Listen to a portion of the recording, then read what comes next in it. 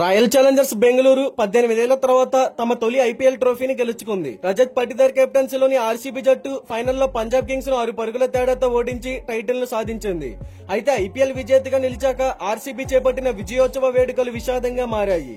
బెంగళూరులో జరిగిన తొక్కిసలాటలో 11 మంది ఆర్సీబీ అభిమానులు ప్రాణాలు కోల్పోగా మరో 50 మందికి పైగా గాయపడ్డారు. ఈ క్రమంలో రాయల్ ఛాలెంజర్స్ బెంగళూరును విక్రయిస్తారనే ప్రచారం కూడా జరిగింది. అయితే ఈ వార్తలను ఆర్సీబీ యాజమాన్యం అయినటువంటి డిఆర్జీఏ కంపెనీ ఖండించింది.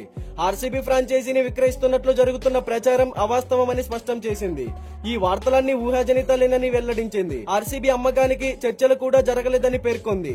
ఇండియాలో ఆల్కహాల్, పొగాకు బ్రాండ్ల ప్రమోషన్ పై నిషేధం ఉన్న మా ఉత్పత్తులను ఇతర మార్గాల ద్వారా ప్రచారం చేసుకుంటామని, దానికి ఆర్సీబీ అమ్మకానికి ఎలాంటి సంబంధం లేదని తెలిపింది.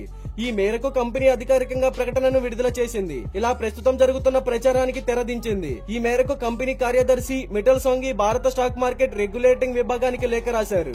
డిఆర్జీఏ బాంబే స్టాక్ ఎక్స్చేంజ్లలో రిజిస్టర్ అయి ఉంది. అమ్మకం వార్తల అనంతరం స్టాక్ మార్కెట్ లో డిఆర్జీఏ యాజమాన్యంలోని యునైటెడ్ స్పిరిట్స్ షేర్లు భారీగా పెరగగా అమ్మకం వార్తలపై బీఎస్ఈ డిఆర్జీఏకు మెయిల్ చేసింది. ఈ క్రమంలో అవన్నీ వాస్తవాలు కాదని డిఆర్జీఏ స్పష్టం చేసింది. ఆర్సీబీ ఫ్రాంచైజీని భారత బిజినెస్ టైకూన్ విజయ్ మాల్యా ప్రారంభించారు.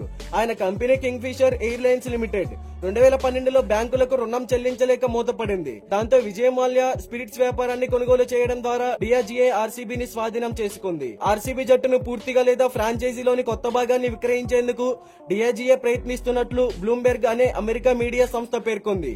ఇప్పటికే డిఆర్జీఏ కంపెనీ ఆర్థిక సలహాదారులతో చర్చలు జరుపుతున్నట్లు వార్తలు వచ్చాయి.